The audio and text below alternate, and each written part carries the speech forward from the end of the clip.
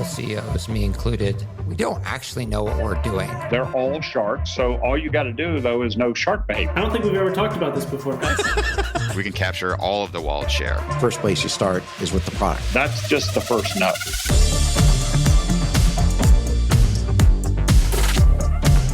This is the Capital Stack.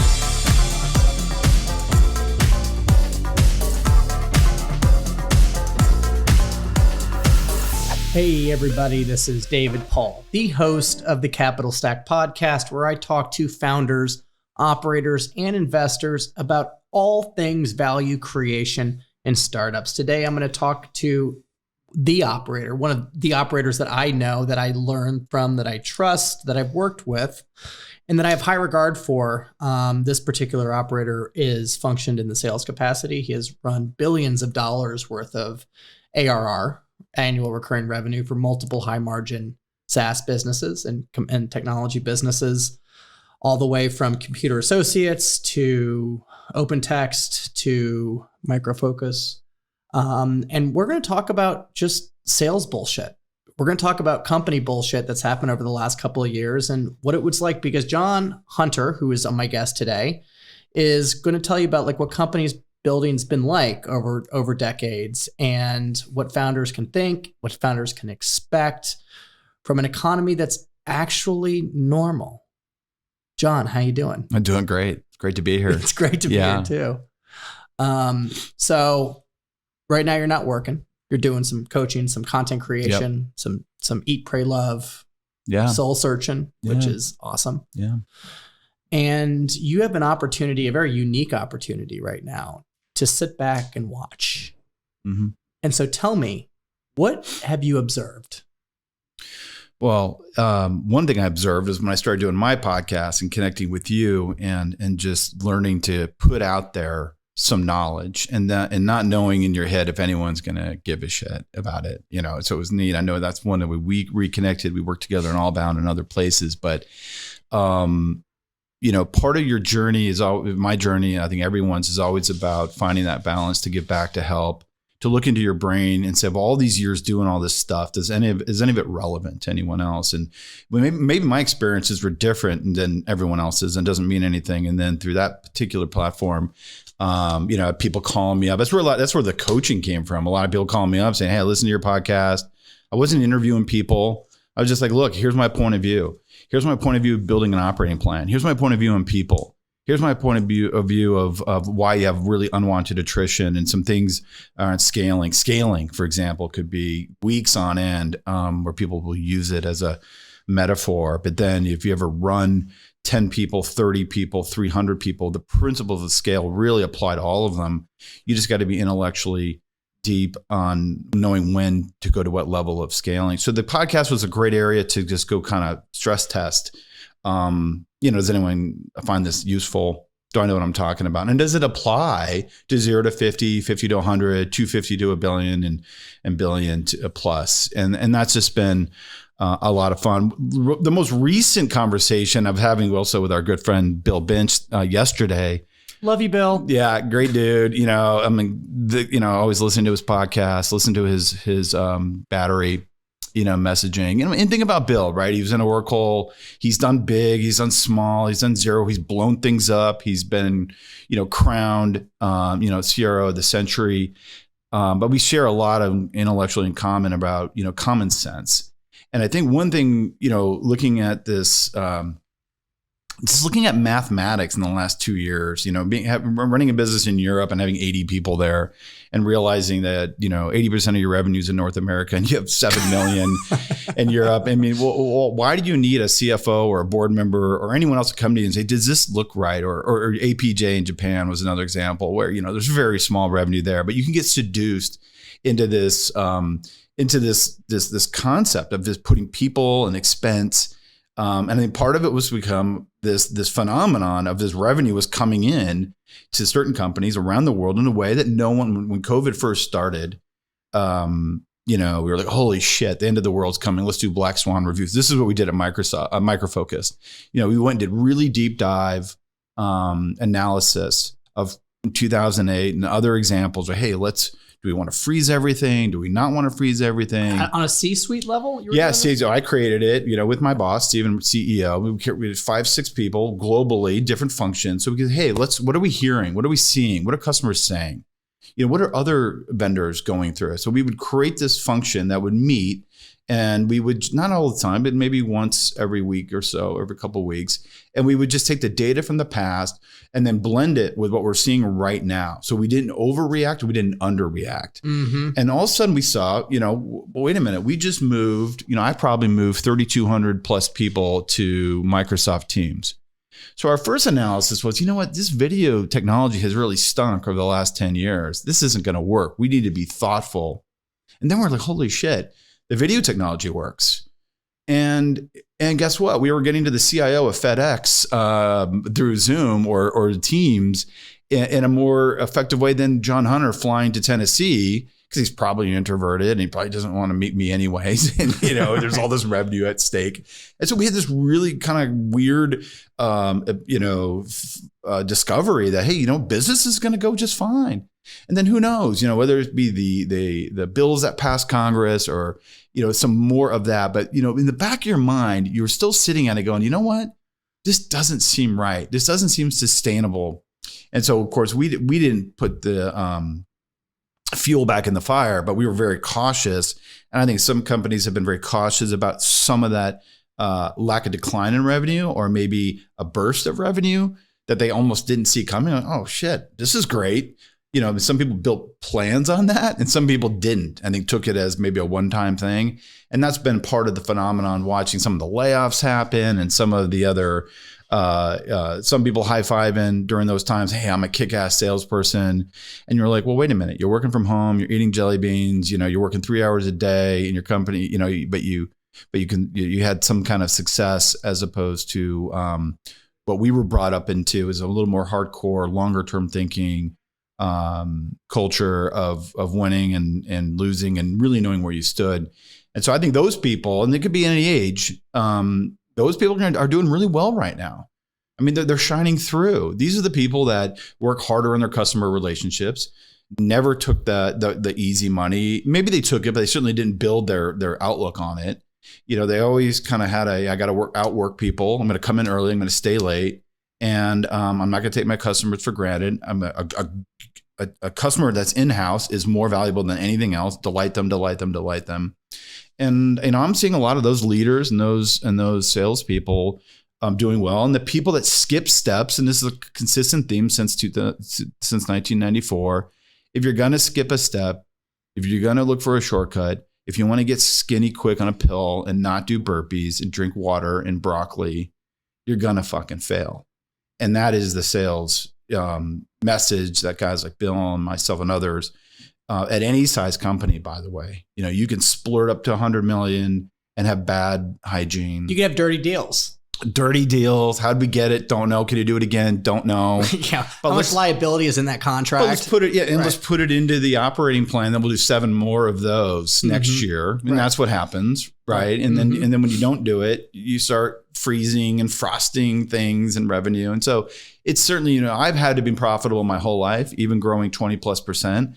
So I've always had that gene in me. Charles Wong started Computer Associates out of Long Island, New York. Not a lot of people can remember all the way back then, but he was a founder. It was out of his garage. Just had a lot of revenue rather quickly. But the fundamentals was eat what you kill. You close something, do it right, make a lot of money. If you don't, you make shit. And don't spend a lot of time internally. Get in front of your customers. And he used to say donuts in the data center at 6 a.m. Go outwork everybody. Keep your eyes on the prize, which is the customer. And while there's a lot more technology today and modern ways of influencing that comment, I think the hard work fundamentals and long-term thinking on your company's operating plan just got really screwed up in the last couple of years. Yeah. It just, when you were talking, it made me think of a couple of things. It kind of brought me back to a book, The Psychology of Money. I think it's just the psychology of general, is that everything just has such rapid swings in this business, right? Like the pendulum goes so far and so fast. Yeah. And I don't know if that's just the money cycle or if that's just the emotional cycle or just what it's like to live on trends where you burn capital. You know what I mean? No, on the earlier stage. But, one thing that I have tried to incorporate, and this is hard because I'm like manic depressive, right? Like I'm like I have mania all the time, and don't go into my head unless you have a gun and a flashlight, right? But nothing is as good or as bad as it seems. That's right. Right. Yeah. And having a stoicism just about that has served me better than reacting. Well, I think that principle allows for long-term thinking with having a short-term sense of urgency and purpose. Mm-hmm. And it's a weird blend. So we had posters on our walls growing up that said, act with an outrageous sense of urgency. It was on every wall that I've ever managed. Mm-hmm. So you wake up, and it wasn't because I wanted to fire you. It was because I wanted the culture to know that we are in the technology industry and things are moving fast. At the same time, which is why I think a lot of folks struggle in tech, you have to have the framework for long-term thinking. So it's a blend of, wait a minute, let me get this right. It's never as good as bad as it seems. So even keel, sound operating principles. I'm going to develop my leaders. I'm going to put leadership development funds in place.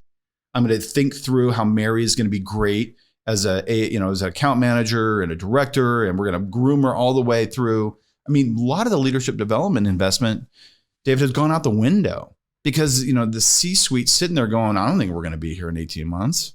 I'm going to sell the company. I'm going to be public. I'm going to be on a beach somewhere because my value, they're studying their portfolio. It's going to be worth 170 million. And they're going, fuck this. They're looking at their Carta. And and it happens in large scale value companies. They're just like, hey, we'll buy the next company. Therefore, we won't build the fundamentals on broccoli and water and blah, blah, blah. I'm going to build it on something shorter term.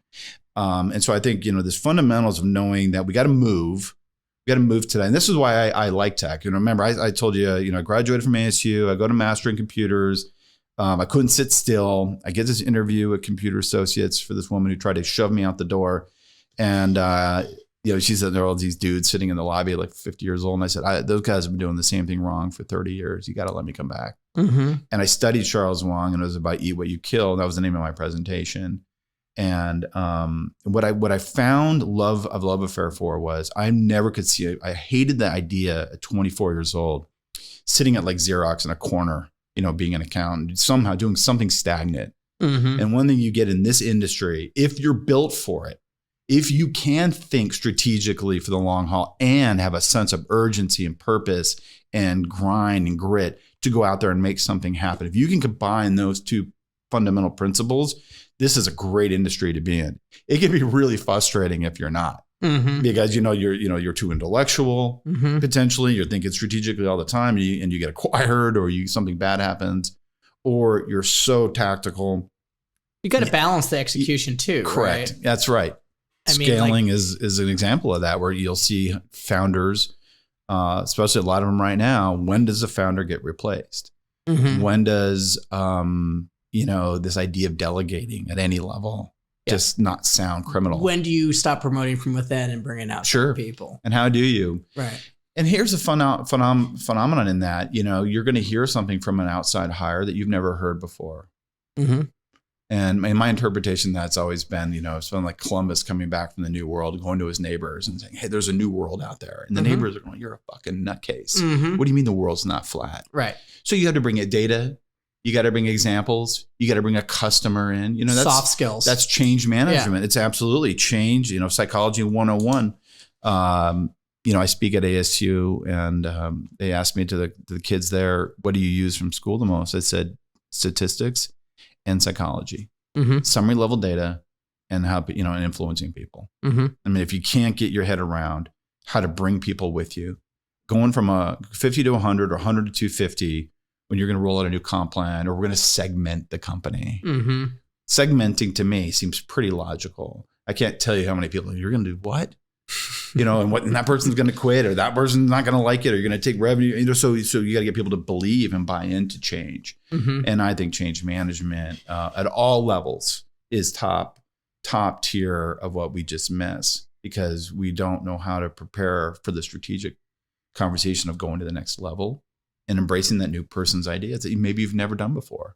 Yeah, because if you keep doing what you're doing, I mean, I feel like it's there's something around the fundraising cycle that makes sense because generally you need the new slug of capital, in order to hire like the next layer, and things just usually start breaking 5 million, 15 million, 50 million.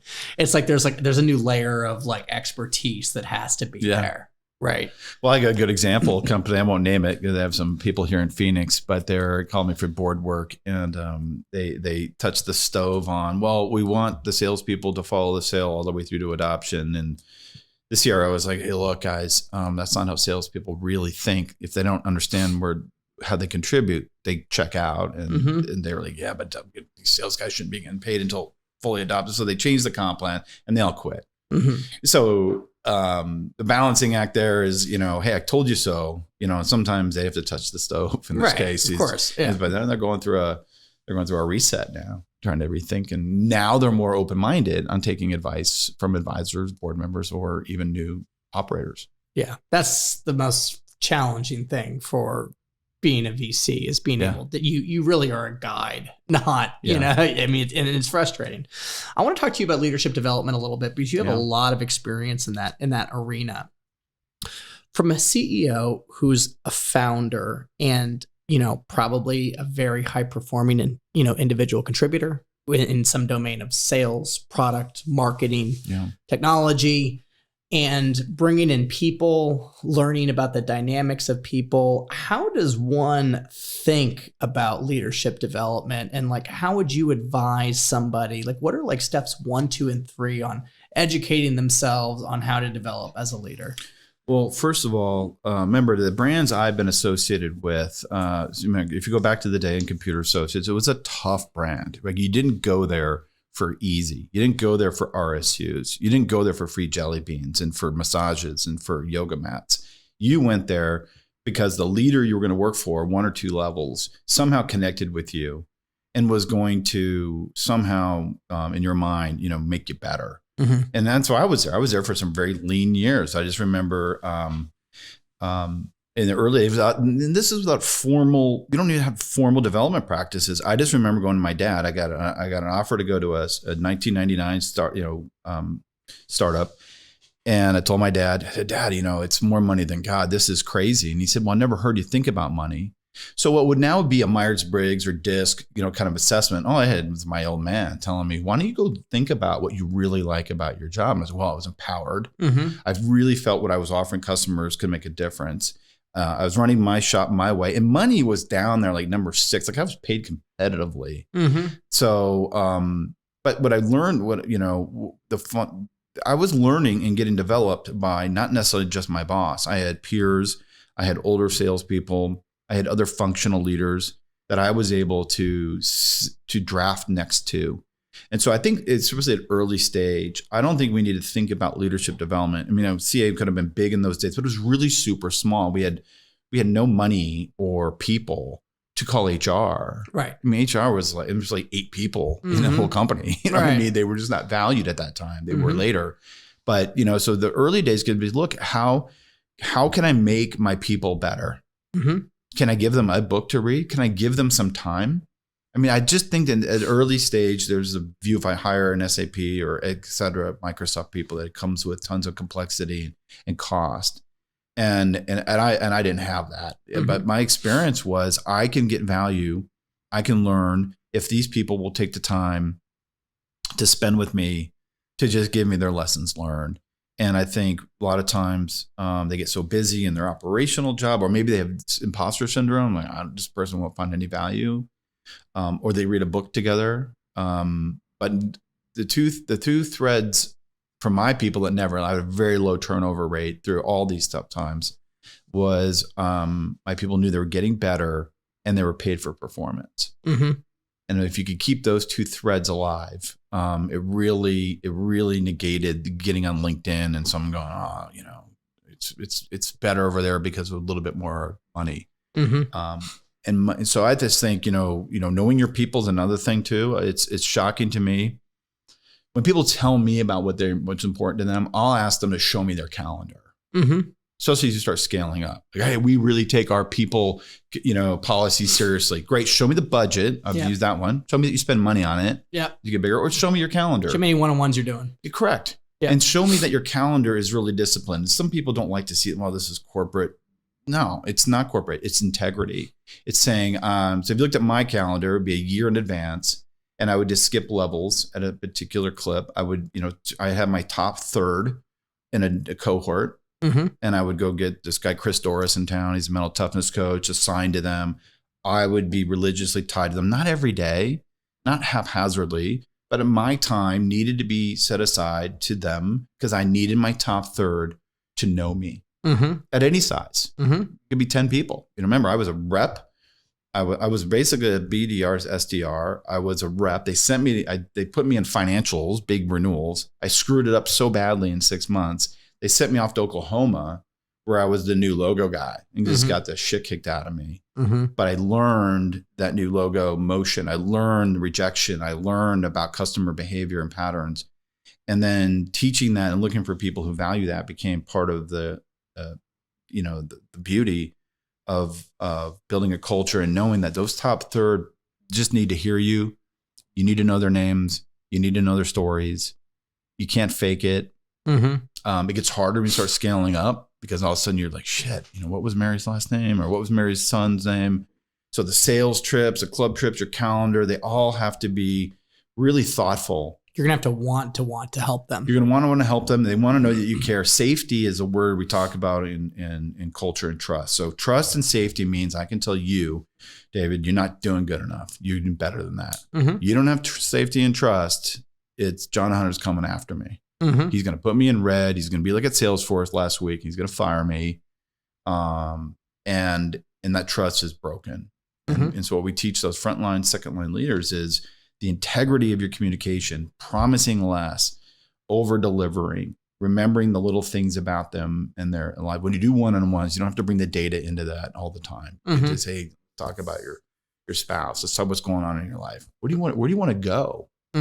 Career journey can be one where I think the managers feel like I need to tell you that you're going to be promoted in 6 months. Yeah. And that's not it. Yeah. Carrot dangle, right? Yeah. Carrot dangle. Don't quit me. Don't leave me. I'll make you a VP. We're seeing this. God, I see that all the time. We're seeing it all over No one the place. talks about that though. Yeah. It's terrible. Why does nobody talk about that?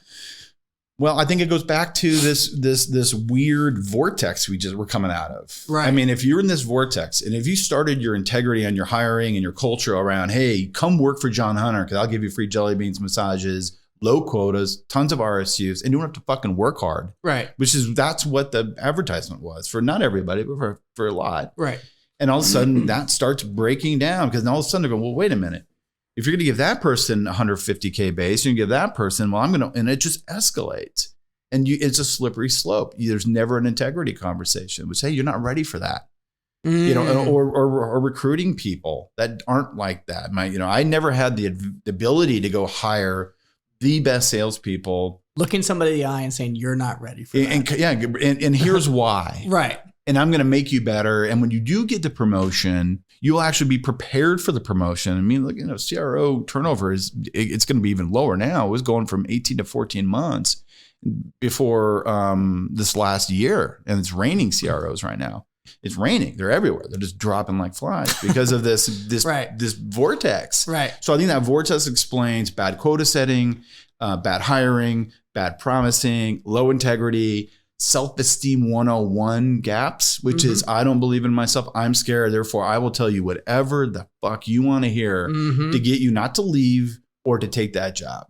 And those people, when we talk when we're out of the tent, you say that just doesn't make any sense. Those people don't stay. The people that stay are you're a little bit more methodical in hiring them. I like people that work jobs through college. I like people that I have one guy I talk about. His name is Brian Dell. Maybe you'll have him on someday. He's one of the best operators on the planet. People are like, how do you know? What attracted you to Brian Dell? Well, he's Sicilian.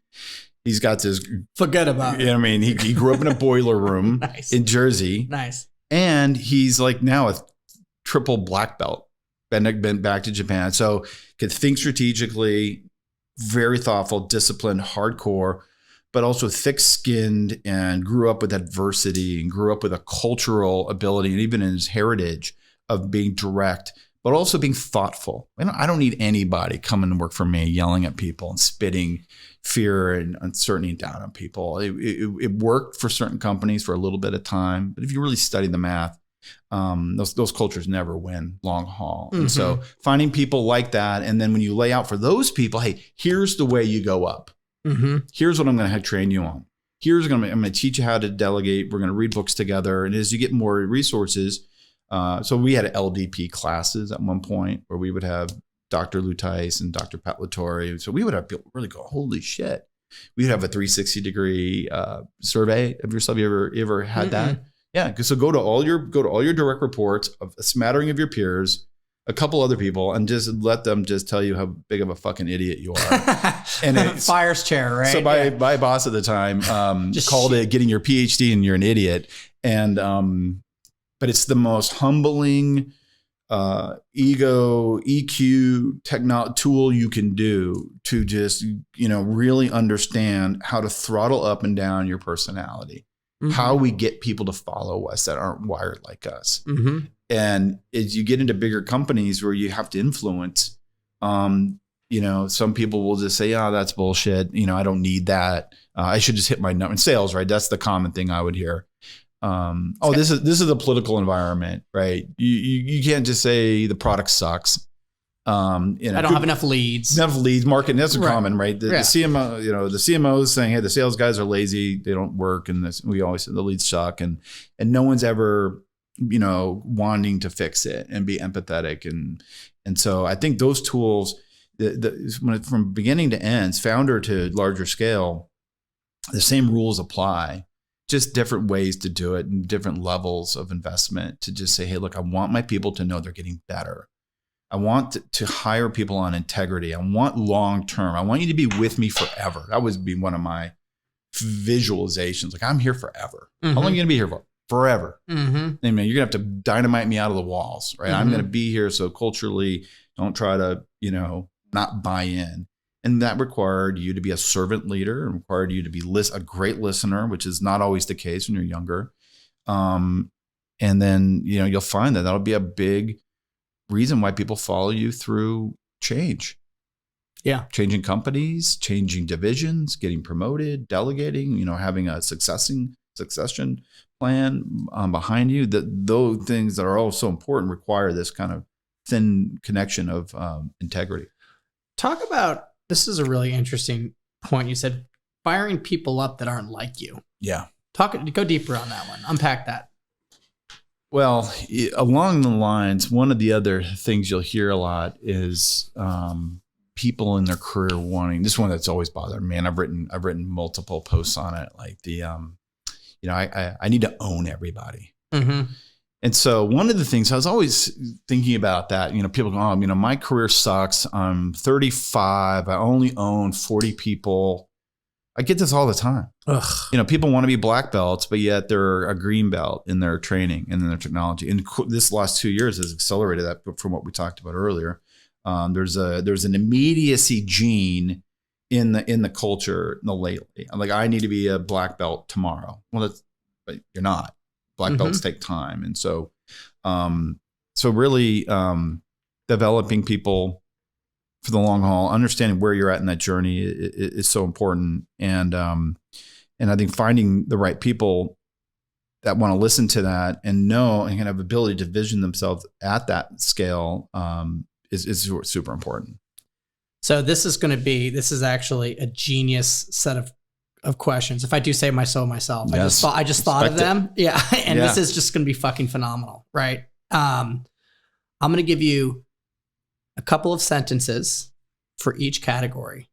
And I want you to describe what the competency level is of leadership levels and what pertains to them and what they need to know, from director of sales, VP of sales, and CRO. Right. I want to distinguish what the difference is between a title and what actually you need to be able to do from a skill set perspective. So founders everywhere know that just because a person had a job at a sales company that they shouldn't be a director of sales. What are the hard skills? What are the soft skills associated? How good of questions are those? Great. Those are great questions. Well, look, and I'll tie back into what we were just talking about. So if I'm a rep, if I'm an account manager, I want utilitarian, pleasure and pain, knows how to get out of, can use medic. The best thing in medic is testing champions. It really is. It's like, hey, is there pain here? Pain.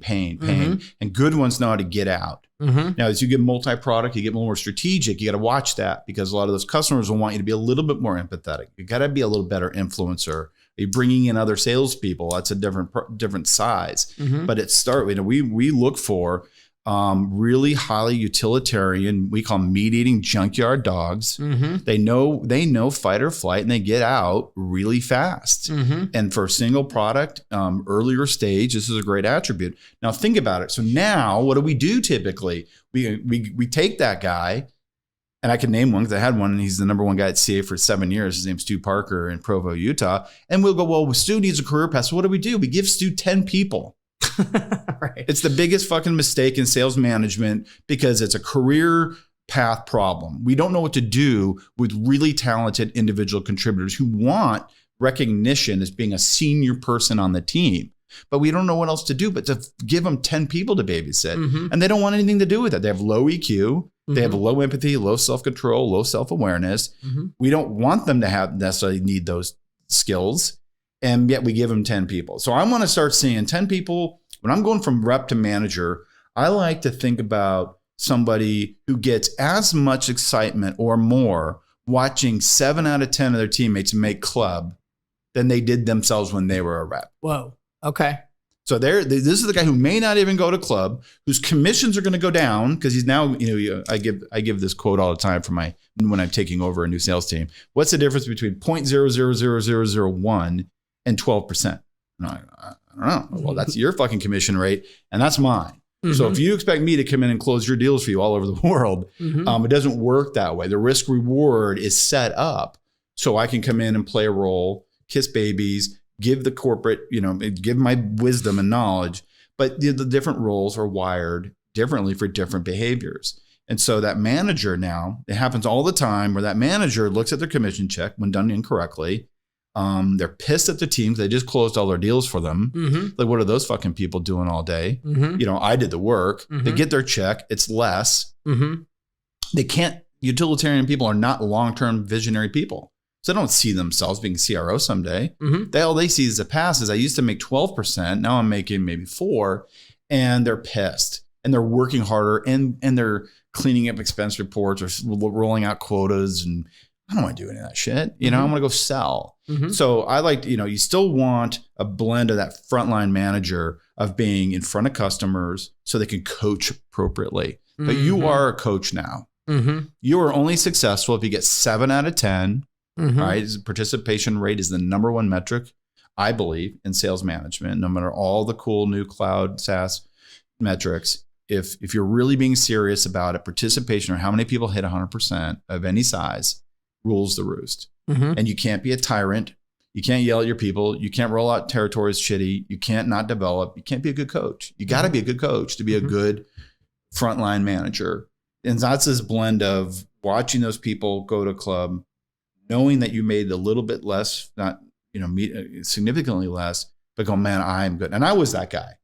So my first deal was to Avnet as my account manager. I worked over a year on it, maybe a year plus. Closed it. I got promoted when we closed it. So I didn't get the big payout. I got the manager payout.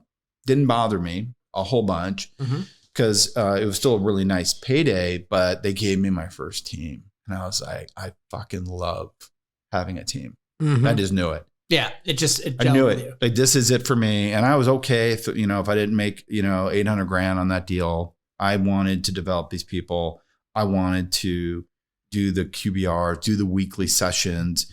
I wanted to coach them and see how they did in front of customers and make sure they were training. I really, I got better at it. But, and then second line is when you start becoming presidential. VP. Yes. Okay. There's different titles for it, different size companies. But I think if you want to use the term VP, You got to start being the guy that goes to the happy hour and then goes home.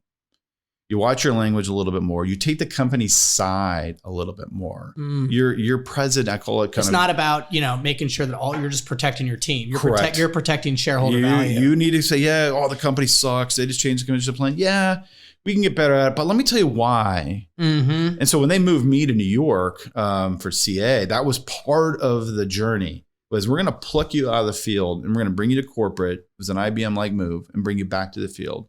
And the one of the earth-shattering learnings was, holy cow, the gap between headquarters and the field is significant. Mm-hmm. There really was this feeling in sales. They're all thieves and heathens, and we were all they're trying to screw us, and, right? And so part of my journey was to bridge that gap, and that's one of the things we start telling VPs. I want to start looking for more EQ. I want to start. You still got to be an operator. You still have to have credibility because the meat-eating junkyard dogs, they'll sniff you out. Mm-hmm. If you're in corporate too long, you do become one of them. Listen, yeah. There's Jon Hunter. He's sold out. He's a suit. So he's a suit. So you got to come back and have credibility. And one of the things, one of the books, one of the concepts in a book I'll share with you is Maxwell's 5 levels of leadership. It just stood out to me in the whole I need to own everything. And how do we think about these levels? And if you read Maxwell, the lowest level of leadership is functional. David follows John because he has to. Mm-hmm. He's my fucking boss. Mm-hmm. Right? All of a sudden it goes up and like 3 is like, hey, I follow John because he makes me a shitload of money. Mm-hmm. And then you have this level 5, John makes me a better person. Mm-hmm. So you start seeing these levels at VP or even CRO when they do. And I always test them like, if you did an all hands call, who shows up? Mm-hmm. Do engineers show up? Does finance show up? Does product marketing show up? Because now they're saying, of course your people are going to show up. They work for you. You have power. Mm-hmm. And a lot of times these companies, we don't train people on what power means and their influence because then they can't be self-aware that maybe they have a blind spot. So if VP to CROs where you're starting to see it's chestnut checkers. Mm-hmm. And there's just a lot of CROs who are really good in sales operations, really good in, rolling out Clary and really good at the tactical and then get stuck in the EQ. They get stuck in the influence. Mm-hmm. I mean, you got to spend time with your CMO. You got to be with your chief marketing officer, your product officer all the time. Mm-hmm. And the key thing to build that safety. You're cross-disciplinary. Well, and here's the deal. If we're going to need to change, and I'm a change agent, and I'm down in Europe, or I'm in the East Coast, United States, somebody's going to get rattled. It's just going to happen. Someone's going to, holy shit. Did you hear what Jon Hunter said? Mm-hmm. And what you need in a good culture like that, your CRO's peers are saying, oh, no, it's okay. Here's why he's saying that. We're all on the same page. We've gone through his operating plan. We know what his point of view is on customer retention and sales productivity. And you're not doing it in a vacuum. You share the plan. I write about it all the time. You share the operating plan. You co-author it with other stakeholders. So they feel like your success is as much their success as it is yours. Mm-hmm. And you have all these people rooting for you. And it's just been so hit and miss for me to see that VP. So now you're going from good coach to functional, multi-level leader, presidential, interdisciplinary, not using the F word like I am right now, but being a little bit more judicious with it and going to happy hour, going home. And then you're going to CRO where you're really starting to say, hey, look, I want us all to go down this journey together, blended with a bold, confident personality that suggests at the end of the day, no matter what we all want to think, the CRO is going to get the heat and get the accountability more than anybody. They're going to get fired. Right or They're wrong. The first one. And if you don't like that, you should just go do something else. Because that is one of the other things I hear about all the time. They're like, Hunter, aren't you pissed? Shouldn't we be more pissed? Shouldn't we do something about it? I'm like, look, it's like playing cornerback in the NFL. You're going to be on an island. Mm-hmm. Some days you're going to get beat. Fuck it. Don't be the guy that throws his helmet and says, well, it ain't my fault. Right. It does require this kind of this attitude that I am responsible for my life. I signed up for this gig. You signed up for it. And you do the best you can. You try to bring as many people with you, but when push comes to shove, you got to take the leadership role and making a decision, going for it. And hopefully it works out. But if it doesn't, you're in that cornerback type role where you just got to lick your wounds, learn from it, and get back on the horse and do another one. Mm-hmm. It's so funny. I was talking to a guy the other day, and he was just a company guy. Went from sales to kind of principal account management, and didn't have a lot of nice things to say about his company. And he said, they're making me chief revenue officer. And I was like, that's great, because if you don't want to be there, you're going to be gone probably in 18 months anyway. That's great. Right? Like, the company's already dysfunctional. Yeah. I mean, you're just immediately the first person in the sites, right? Well, let me tell you about that. So when I had this mentor, the guy who moved me to New York remember now, CA's is founder-based culture, eat what you kill. And the IBMers took over, and they were, so the leadership development, the Dr. Tice, everyone's like, what the fuck is this about? It makes no sense to us. Mm-hmm. But I was open-minded to it. So they moved me to New York, which no one understood at all. And I got the shit beat out of me for 2 years. And then I was all proud. So that guy had left, and he went to Infor, another big company. I remember I got promoted to run North America a couple of years later. I was so proud. And I called him up. And I said, hey, Greg, I said, they promoted me. He said, well, I wouldn't have done it. Mm-hmm. I said, what are you talking about? He said, I would have rotated you again. And I was so bummed. My ego was like, fuck, you can't win with this guy. Mm-hmm. But what he was doing for me from the New York move and what I've tried to do with others, he was trying to really set me up for success for the long haul. Mm-hmm. This immediacy gene for power and for career success can be at the detriment for your career and success. You just want too much, too quick to satisfy something in your ear or some feeling. And I'm just blessed to have people like that and others who are like, no, you're a blue belt. You need another year. Mm-hmm. So when you do go up, it doesn't guarantee that you're not still going to, we're in a very high risk, high reward business. But I do think right now through this last iteration, we had a lot of folks in there like that, who just went home, celebrated with their spouse. I'm fucking CRO, and they weren't ready for it. And the systems weren't there, and the influencing and the plan and the scale. And you say to yourself, oh, in hindsight, having 4 of those on there may not be the best thing. So how long from a career perspective, assuming you do everything right, should it take a person to go from director to VP to like a C-level executive? Again, I think it's a hard one to put a number on it, because I think it really depends on the individual's open-mindedness and empathy. Do it perfectly to learn. So I'll give you an example for me. So I was at CA. I was there 18 years. So I'm in this big ELT position. I remember some rep, and we were in town hall, said, how did you make it to the top so fast? And it caught me off guard. So my first ego was like, well, let me tell you about, and then I was like, fast. I've been here fucking 18 years.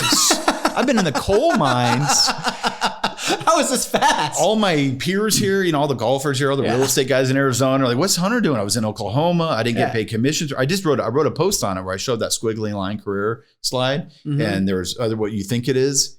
Right. And so, and then I compared myself to the guy who went to the startup. And he made more money than me, than changed companies, more money than me. And I was kind of more the turtle in the hair. And there I was. Oh, interesting. Okay. So I do think you can keep an eye on your intellectual growth. And are you getting more? Are you taking on more responsibility? And are you being successful with it? Mm-hmm. And as this woman, executive friend of mine told me, in your career, you should segment your career into to learn, earn, and return. Mm-hmm. And if you focus on learning, you'll become a subject matter expert. Mm-hmm.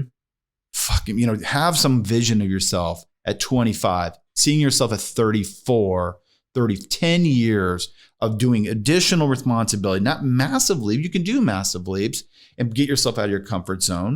That's good, but you should have some structure around you. There's risk associated with that, and you should have a mentor. Yeah. I mean, can we, in this conversation, like the guy I had, who would punch me in the face, but he wasn't going to fire me. Mm-hmm. He would punch me in the face. Hey, you got to do this better, that better. But you could tell he wanted to develop me. So I think when you have that mentorship, you have that air cover, and you could be looking for incremental growth. You're going home and I going, my W-2 wasn't great.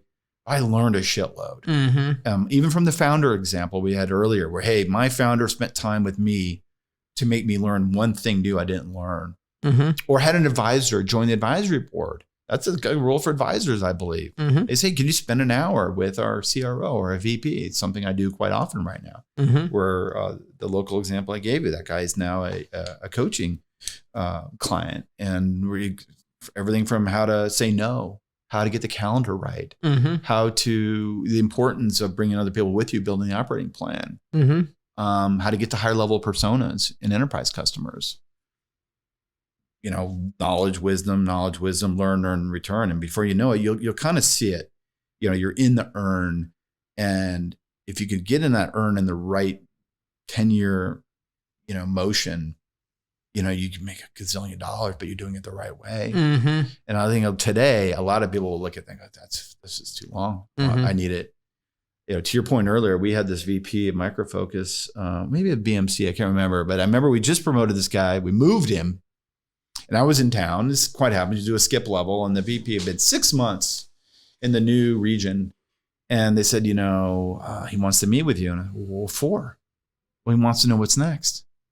It was 6 months in the rotation for the role. He was vocal about it. He was just bored and wanted, so the tone just didn't get set right, or we had the wrong mental mindset of seeing yourself. And let me just touch on one thing here, because this is one thing I talk about that really made the difference for me. They brought in a coach to CA in the early years. I was a super sales manager. My numbers were really, really good. But David, I was hard on people in a way I didn't see. And they brought this coach in, and he saw my calendar and he saw my life, and he said, "Hey, this is a good career. Congratulations. You're going to be a super sales manager, right? That's what you want to be." And I looked at him. I knew I was getting set up. He was saying it. There's like shit and I said, and I was like, well, wait a minute. What do you mean by that? He said, well, he goes, you couldn't possibly take on more. I coach on this one a lot. Like, if you're swamped, if your calendar is fucking full, if you're late to everything, why would anybody give you more? And I do get a lot of founders, CEOs, days on this one. And there I was. And I went and looked at my EA at the time, was a really nice person, more talkative than me. My meetings were all late. The numbers were a mess, were not great. And it was at that point when I met him, I said, I'm going to be a CRO. It's going to take time. But I intellectually understood how to hire people. So I changed EAs. I had changed ops people. I got people better than me. I got the summary level data in front of me. And I freed myself up to work on strategic things to get out of the tactical, but still made sure the tactical was happening. And that to me was the game changer intellectually. Can I find executives who get that point at 28 and now willing to go learn like I did, go read the books, spend time with this guy, Jim.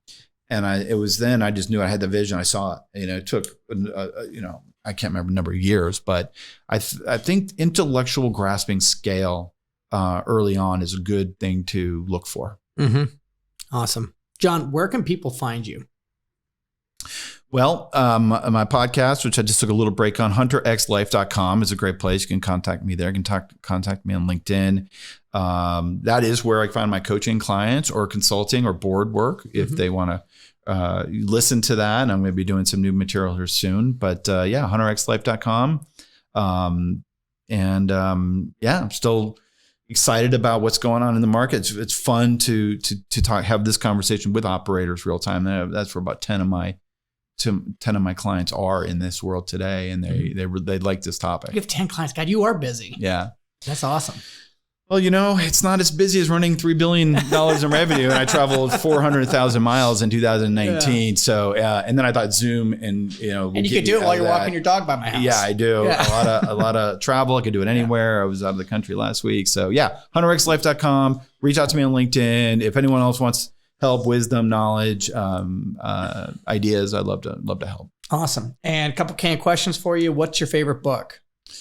Eckhart Tolle's Power of Now. That's a great I've read it 7 times. Anytime I'm in a bit of a phonetic state, I'll go on when I'm walking by your house. You'll see me on. I'm probably simply re-listening because I like his voice on the book, and it just I'm getting something more out of it every time I read it. Best leadership book you've ever read?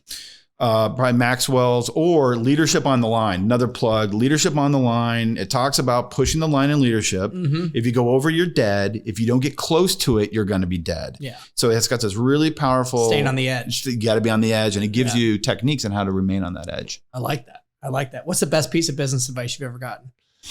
Stay in front of the customer. Charles Wong, day one, when you get that spidey sense that you've been talking to each other too much, you probably have been.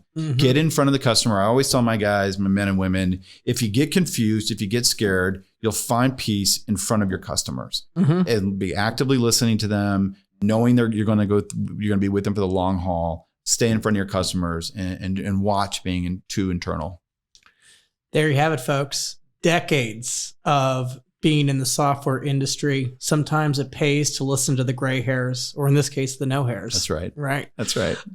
Everybody, thank you so much for joining us. We drop an episode every Tuesday on all your favorite platforms, Apple, YouTube, and Spotify. We just try to get a little bit better. We listen, we look for edges. We try to find nuggets to help us improve, either in founding companies, operating companies, or investing in companies. If you like it, please tell a friend, leave a review, and we'll see you next week. Bye-bye.